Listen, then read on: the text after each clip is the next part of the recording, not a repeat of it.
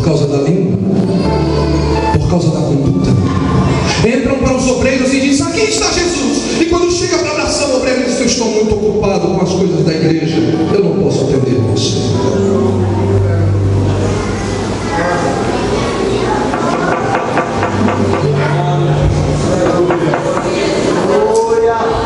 Segura a mão da pessoa que está do seu lado.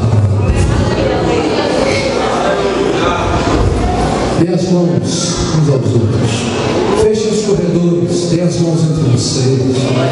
Quando a trombeta soar, o Senhor vai nos levantar e nos levar ao seu encontro. Fechem os corredores, irmãos.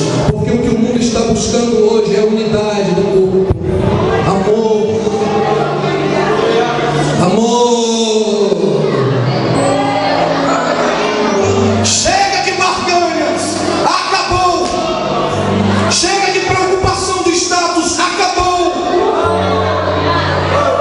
Chega de analisar a fé com normas e leis que nem você mesmo as vive.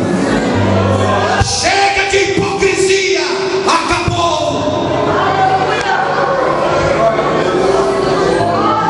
Olha isso, Lante Castro. Ele manda classe.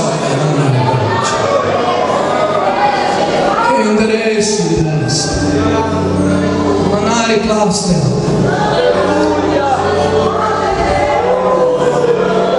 Missões não é uma atividade da igreja.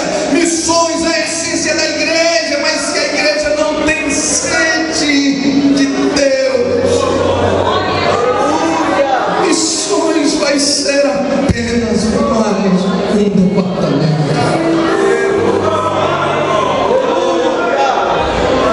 Você vai se encontrar com Jesus, não se esqueça disso.